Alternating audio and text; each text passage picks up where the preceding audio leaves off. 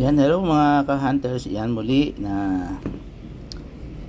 ito po yung tatalakayin natin. Ito pong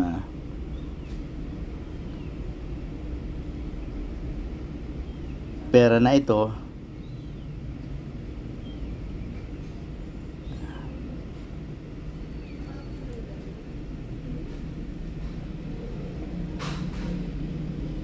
Hello po mga ka-hunters, magandang araw po sa inyong lahat. Ito po yung ating talakayin ngayon.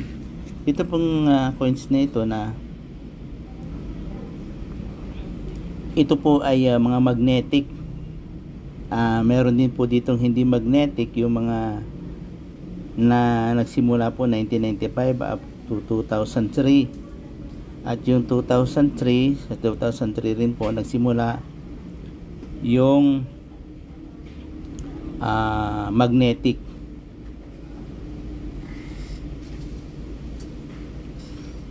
Ito po yung mga new design or after ng bagong lipunan. Ito po yung mga lumabas ng mga barya.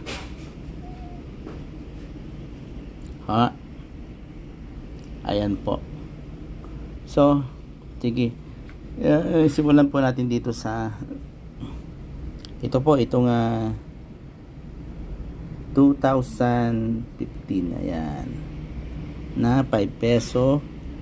Ay, na piso pala. New design series po yan. Ito po, mapupunan nyo po, may mga may mga parang mapuputi. Yan. Yung mapuputi po na yan, yan ang ibig sabihin ng ito ay frosted. Bibihira na po sa mga sa sirkulasyon na makakita tayo ng mga ganito na nasa maayos na kondisyon. Kaya kung kayo po ay makakakita ng mga ganitong barya, itabi nyo lang po mga ka-hunters, basta maayos po yung kondisyon.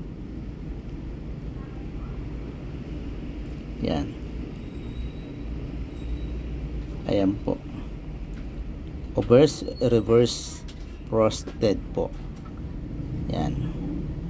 Kakaiba po ito, mapupuna po natin sa ordinaryong barya. Yan, kukuha ko ng barya. Sa ganitong coins, yan, makikita nyo, tingnan nyo po, hindi siya maganong makintab.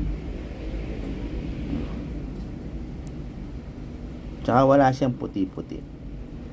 Common.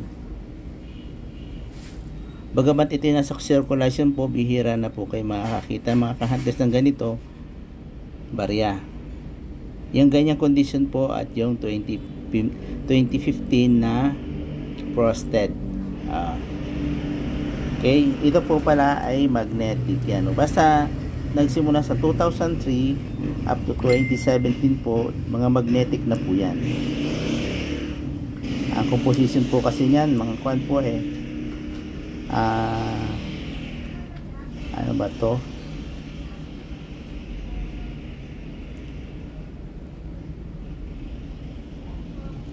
May metal na po kasi to, kaya yan dumidikit na po sa magnet. Sabagay yung kwan din po, ano ba itong nakalimutan ko na. Ang hirap talaga na tumatanda na. Okay, sige, yaman na yan. At saka po itong 2003 yan. Yan, ganyan po, ganyan, magaganda ang kondisyon. Yan po yung mga dapat nyo pong itinatabi sa sirkulasyon, ay sa yung itinatabi po natin para maibenta po natin. Malay nyo po, diba, yung mga ibang bagong nangungulekta ay wala pa neto or gusto nilang magkaroon. Ayan.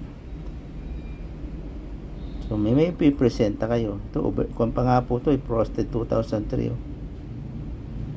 Ito nyo po. So ito, napakaayos po ng kondisyon. Tingnan po natin kung mamamagnet po. Yan namamagnet po yung isa. Tingnan po natin. Hindi po siya namamagnet. Ito po yung kahuli-hulihang ginawa na barya no 2003 na non-magnetic. Ito po. Ganyan po yung mga dapat nating huntingin mga ka-hunters. Yung magaganda po yan, tanya ng pampo.